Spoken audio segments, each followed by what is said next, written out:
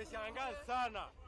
Mwalimu wa hesabu, leo shida ni nini umekuja shule? Watu wanaenda plan P. Bila wenyewe. Bwana, hizi walimu wa hesabu tuko na shida mingi. Haki ya Mungu ni mambo. Unajua mimi nimelala leo nikaamuka bwana usiku mzima.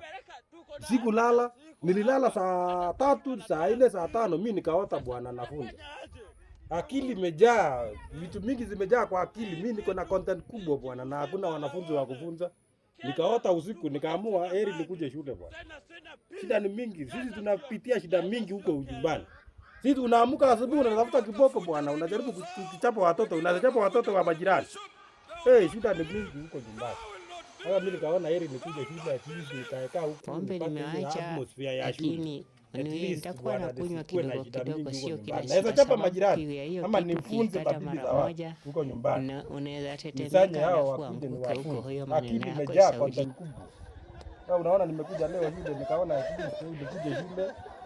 At least nikiona hata darasa na at least niko afadhali kidogo.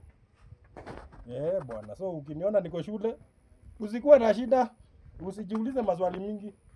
Sisi walimu wa hesabu tuko na content mingi na hakuna watu wa kuwafunza.